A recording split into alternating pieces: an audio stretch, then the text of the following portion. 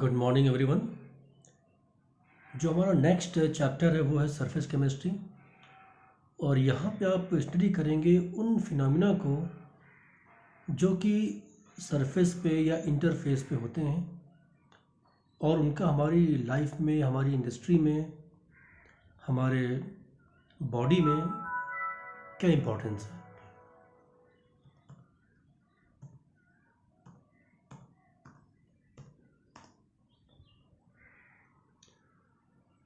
So we have following objectives. After studying this part, you will be able to describe interfacial phenomena such and its significance, define adsorption and classify into physical and chemical adsorption, explain mechanism of adsorption, explain the factors controlling adsorption from gases and solutions on solids,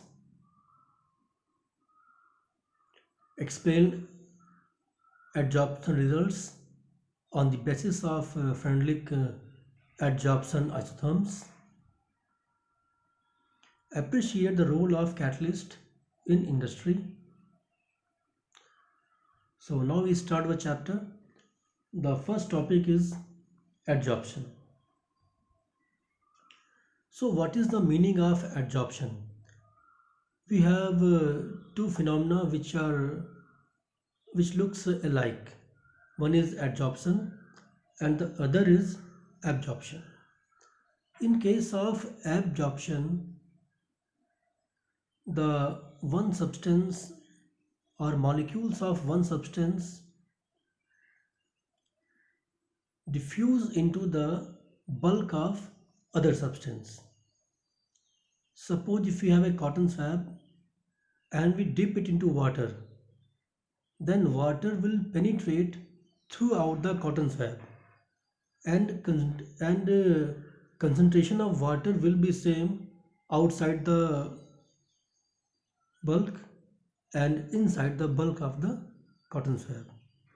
But suppose that same time if we have a chalk piece and we dip it into a paint or emulsion and just remove it, then what happens? Then the paint will accumulate only on the surface of the chalk piece, not into the bulk. Inside, chalk will still remain same. But same chalk, if dipped in water for a few minutes, then water will accumulate not only at the surface, but it will penetrate inside, deep inside the chalk. That is outside and inside, or surface and bulk. At both places, we will get water. But when we dip chalk in a paint and remove it, then the surface of chalk piece will be coated only by the paint. Or simply when we paint our house walls, then what happens? The coat of paint accumulate on the wall surface, not into the bulk of the wall. So we can define it that the accumulation of molecular species at the surface rather than in the bulk of a solid or liquid is termed as adsorption. Now we have here two more terms, adsorbent and adsorbate. So the substance on the surface of which adsorption takes place is called adsorbent, while the substance which is being adsorbed on the surface of another substance is called as adsorbate. The reverse of adsorption is called desorption. In this process, the substance which has adsorbed will be removed either automatically or by some external agencies. So the process of removal of an adsorbed substance from the surface on which it is adsorbed is known as desorption. You can correct here that the last term is absorbed. There should be adsorbed. Then we have adsorbent materials. So we have many kinds of adsorbate materials and adsorbent materials. So the most common adsorbent materials are here. Activated carbon, the most common adsorbent. Activated alumina, silica gel, zeolite, polar and non-polar adsorbent. Then we have activated carbon, which is the most common adsorbent, and you have seen it also. If you see in villages, still people cook their foods by using chula and they burn wood piece. And we have many wood piece which remain unburnt and get changed into a black solid which is light in weight and porous. So that is a kind of activated carbon. So it can be made from nutshell, wood and petroleum, bituminous coal by heating in the absence of oxygen to dehydrate and carbonize, means remove volatile components. Activation is the process that produce the porous structure, because when carbon has pores, it has greater capacity to adsorb some material. So activation is the process that produce structure essential for effective adsorption by oxidation of carbon with the water vapors or carbon monoxide. And activated carbon attracts non-polar molecules such as hydrocarbons, which can be removed from many places. And the typical surface area is about 300 to 1500 meters square per gram. So it is a very large surface area for per gram of the substance. Then we come to adsorption versus absorption.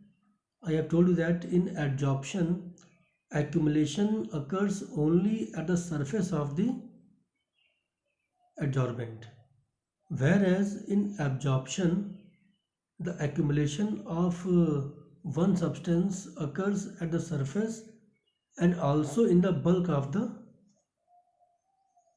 adsorbent.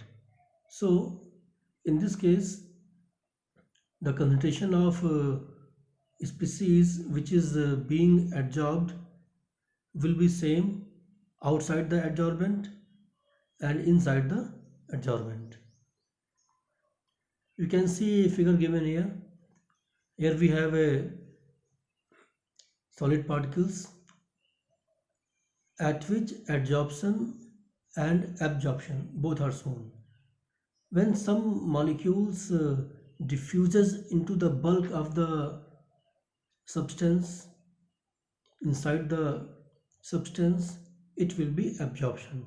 You can see here soil particle A, which is diffused inside the bulk, whereas those particles which do not find a channel to enter, they get accumulated at the surface.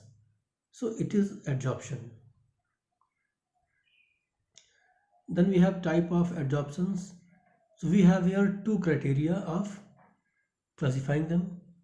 One is positive and negative adsorption. Positive means when adsorption occurs in such a manner that concentration of adsorbate is higher on the surface of adsorbent than in the bulk. It is called positive adsorption. If you see the figure given previously, so here is positive adsorption because some molecules are diffused inside the bulk, but it is in very few amount, in very few concentration. But the surface is highly concentrated by the adsorbate. So here we have positive adsorption. But suppose that if reverse happens, that most of the particles diffuse inside the bulk and only few particles stay at the surface, then we call this as a negative adsorption. But by default, when we say adsorption, it is positive adsorption. Then we come to next part, which is type of adsorption on the basis of force of attraction that exists between the adsorbate and adsorbent. So we have two types, physical and chemical. Now see one by one. The first is physical adsorption. The first point, it is caused by intermolecular van der Waals forces. But chemisorption occurs by the formation of chemical bond between the adsorbate and adsorbent. So in one we have van der Waals force, in the other we have chemical bonds. Second point, the physiosorption or physical adsorption is highly specific.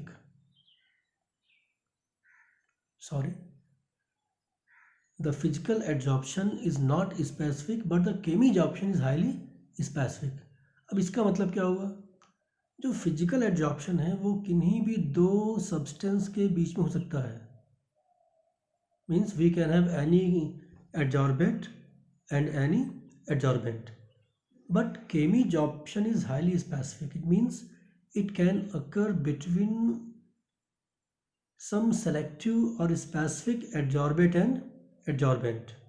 It cannot occur between any two systems, that is between any two adsorbate and adsorbent. Then come to next point. It is reversible in nature. Third point, it means adsorption will occur and same time the particles which are adsorbed will also get dissolved automatically without any external agency. But the chemisorption is not reversible, it is irreversible. Desorption will not take place spontaneously without any external agency. Then we come to thermodynamic part of adsorption. So enthalpy of adsorption means it is found that adsorption is a exothermic process.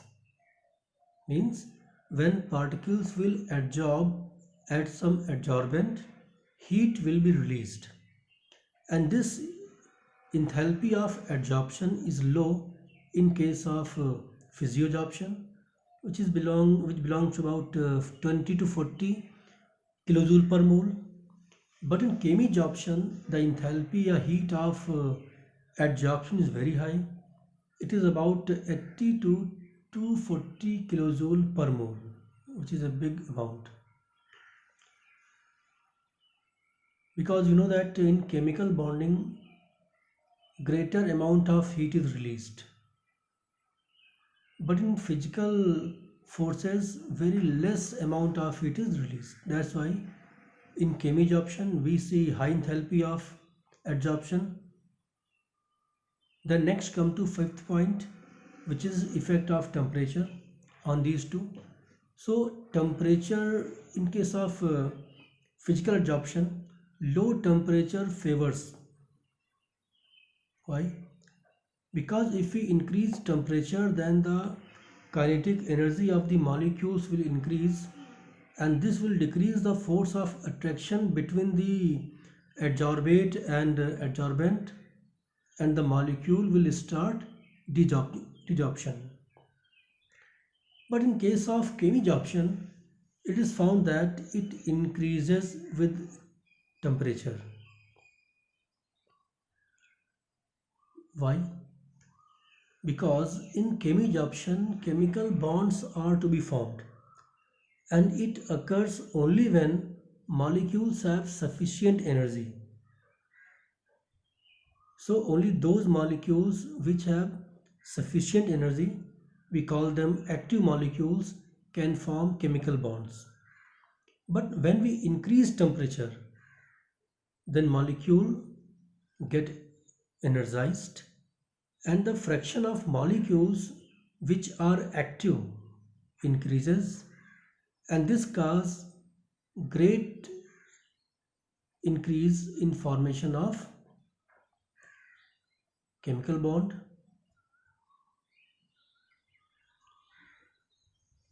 But after a certain temperature, when the surface is almost occupied and adsorption become maximum, after that, if we increase temperature, then it will decrease the extent of chemisorption. Why? Because when the surface is saturated, molecules get adsorbed and chemical bonds are formed.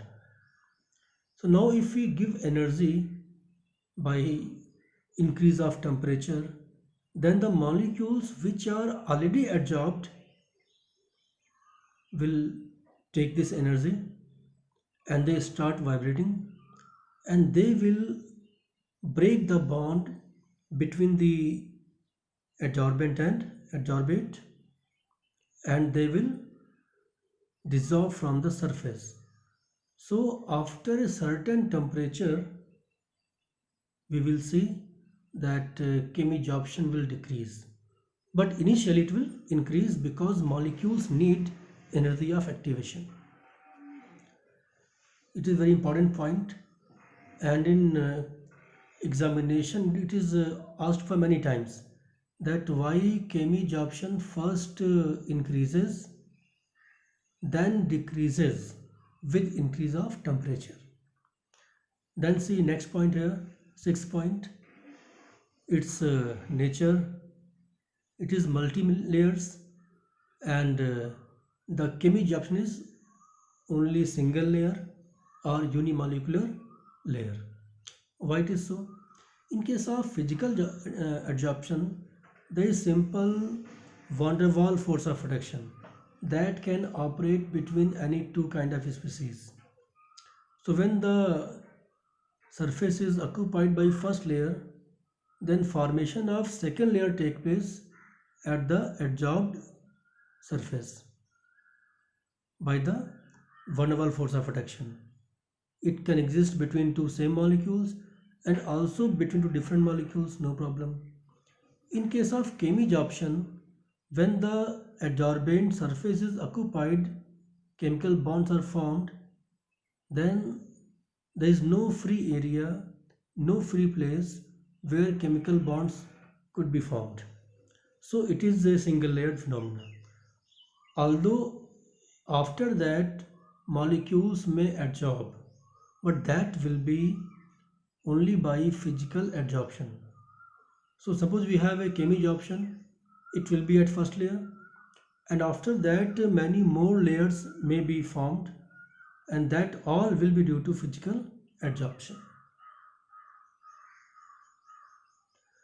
Then come to factors affecting adsorption. So we have many factors like nature of adsorbate, nature of adsorbent, temperature, surface area, pressure, etc. So first here, effect of adsorbate. So those gases which are easily liquefiable like ammonia, HCl, CO2, they are adsorbed to a greater extent than the permanent gases such as hydrogen, oxygen and nitrogen. Why? Because ammonia, HCl, there is some polarity, and this causes them to get attract at the surface easily by dipole, induced dipole type of interaction. Second is effect of specific area of the adsorbent. It means that area which is free for adsorption.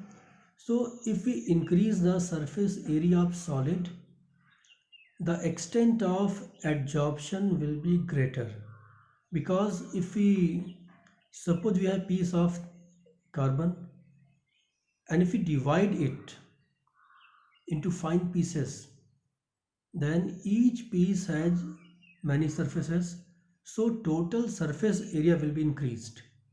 So in case of divided adsorbent, there will be more adsorption because of increase of surface area. Then we have effect of temperature. As we have discussed it earlier in the previous slide, that in case of physical adsorption, it will decrease with increase of temperature, but in case of chemisorption, with increase of temperature, initially it will increase, and after a certain limit of temperature, if we further increase temperature, then chemisorption will decrease. Next is effect of pressure. So pressure also has an effect when it involves a gas and other surface. So when gas adsorb on solid or in liquid, then pressure play a very important role, and it is found generally that increase in pressure causes an increase in extent of adsorption.